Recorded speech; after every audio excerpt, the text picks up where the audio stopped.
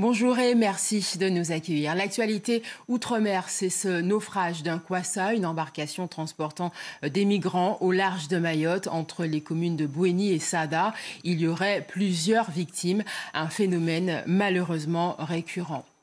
Un naufrage qui intervient alors que les ministres de l'Intérieur et des Outre-mer poursuivent leur visite officielle à Mayotte. Hier, ils se sont rendus au centre de rétention administrative de Padmanzi. La lutte contre l'immigration clandestine et l'insécurité sont les thèmes prioritaires de ce déplacement. Après son annonce sur le durcissement du droit du sol sur l'île, Gérald Darmanin a confirmé l'ouverture en 2024 d'un centre éducatif fermé annoncé par le ministre de la Justice. Et pour les délinquants de moins de 13 ans, il propose d'expérimenter à Mayotte un centre d'encadrement militaire. On l'écoute.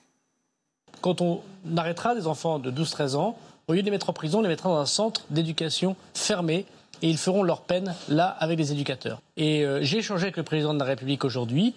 L'un des premiers centres d'encadrement militaire qu'il proposera, c'est-à-dire pour rééduquer, pour faire la sanction de ces jeunes qui manifestement sont devenus des gens qui attaquent, qui tuent, qui pillent, eh bien on le fasse ici à Mayotte. Les habitants de la ville des Abîmes en Guadeloupe vivent des moments difficiles à cause des fortes pluies. Elles ont entraîné de brusques montées des eaux et des inondations récurrentes qui provoquent la colère des riverains. Reportage. Dans le quartier Boivin-Céligny, zone des Grands Fonds, l'eau n'a rien épargné. Nicole, gérante d'un salon de coiffure, a tout perdu. La première fois, c'était pareil, il n'y a pas eu de solution. Voilà encore une deuxième fois. Mais là, j'avais même pu récupérer certaines petites choses parce que j'ai dit que j'aurais pu recommencer à travailler. Mais là, il s'avère que là, j'ai tout perdu. Je ne peux pas reprendre le travail tout de suite. Je vais vous recontacter pour qu'on puisse organiser une rencontre de terrain. Sur place, le premier adjoint au maire passe son temps au téléphone. Il doit rassurer les sinistrés, trouver très vite des solutions pour les cas désespérés. Nous sommes dans une cuvette et nous recevons l'eau des communes avoisinantes des Grands Fonds.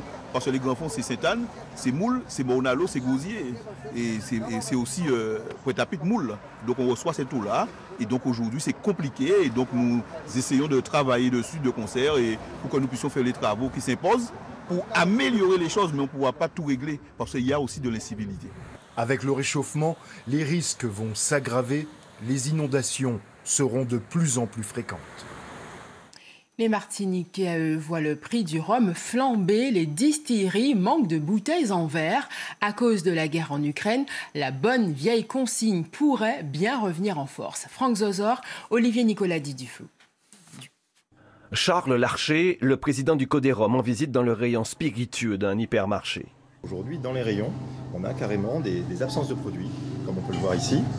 Sur les gammes parce qu'il y a un manque de bouteilles, donc on n'a plus de possibilité de produire aujourd'hui et de commercialiser nos rhums et nos liqueurs. Moins de liqueurs ou de rhum à cause d'un problème d'approvisionnement de bouteilles en verre. Celles qui sont livrées dans nos distilleries ont subi une augmentation qui peut aller jusqu'à 40%. Et puis l'Ukraine, un pays qui produisait plus de 60% du verre en Europe, les usines sont à l'arrêt à cause de la guerre. Dans le Nord Caraïbe, les responsables de la distillerie d'Esson sont en passe de trouver des solutions. Il faut faire vite dans ces cuves la production de rhum blanc. On manque de bouteilles de 70 cc. Nous avons pour le moment quelques bouteilles d'1 litre, donc on peut remplir, mais nous sommes en rupture complète de bouteilles de 70 cc. La solution, la consigne, le retour. Un choix que cette distillerie a fait, déjà utilisé en 2009. Et aujourd'hui, ce modèle économique ancestral et écologique semble être la solution pour sauver cette production. Ce qu'on voudrait, c'est que les gens nous rapportent les bouteilles vides et on leur donne 1,5 € par bouteille, nous, pour pouvoir embouteiller. Ramener à l'usine les bouteilles de rhum, une idée qui pourrait s'étendre à de nombreux secteurs d'activité. Cela permettrait peut-être d'éviter de nouvelles augmentations de prix sur de nombreux produits. La pêche sous-marine provoque parfois des accidents fatals en Polynésie. Pour les éviter, 12 pêcheurs ont été formés au geste qui sauve, plongés dans le lagon de Moorea avec Mélissa Chong et Patita Savea. Respiration, blocage, respiration, expiration, inspiration. La respiration carrée est une des bases de l'apnée statique. Cette méthode qui allie relaxation et concentration, Teina l'applique lors des concours de pêche sous-marine. Cet atelier doit servir pour la pratique de la pêche sous-marine pour être plus efficace. Donc on fait des exercices de relaxation et des exercices d'étirement. Des pratiques familières pour Thierry. Pourtant, il a choisi de passer son niveau 2 d'apnée pour acquérir plus de confort lorsqu'il pêche. Il faut vraiment que tu sens que tu es bien, donc les poumons bien remplis et tout. Voilà. Le risque majeur dans ce sport reste la noyade. En cas de syncope, il faut savoir prodiguer les bons gestes, retirer sa ceinture de plomb ainsi que celle de la victime, maintenir sa bouche fermée et remonter à la surface.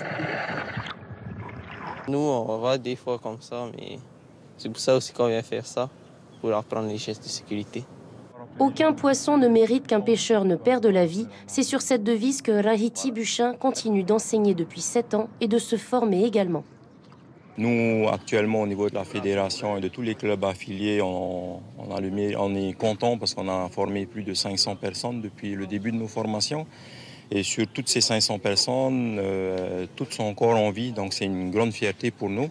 L'an prochain, la fédération compte mettre en place un diplôme BPPES mention activité subaquatique pour que les moniteurs montent encore en compétences. La musique dans la peau, elle a toujours la chanteuse de Zouk Machine, Christiane Obidol, qui est en tournée d'été dans les campings Paradis. Nathalie Sarfati et Charlotte Fleury sont allées à sa rencontre. À peine arrivée, la chanteuse de Zouk Machine a déjà le micro en main.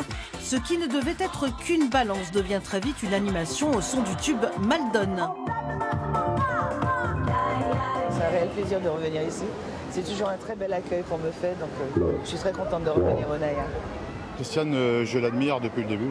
Elle a une très belle voix. Quand même, merci. C'est très zouk, mais c'est très soul en même temps. Je le dis souvent quand je la présente. Christiane Obidol de Zouk Machine, du bruit. Pendant près d'une heure, Christiane Obidol va interpréter des titres phares de Zouk Machine, mais aussi 3 chansons de son premier album solo. Il reste sans garantie. Attention, c'est à nous! Habituée des zéniths avec le spectacle Les années 80, la chanteuse guadeloupéenne aime cette proximité avec le public, surtout avec les plus petits. Il y a beaucoup d'enfants dans les campings et ils dansent, ils zoukent, ils ont envie de chanter, c'est eux qui entraînent les parents en fait. Et du coup, ils connaissent la chanson, c'est merveilleux.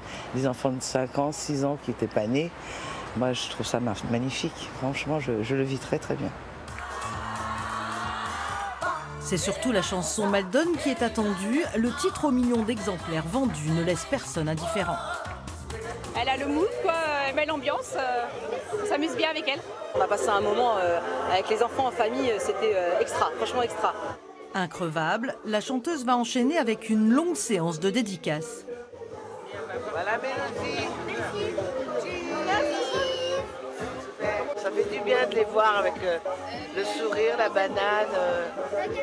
On voit qu'ils ont passé un bon moment.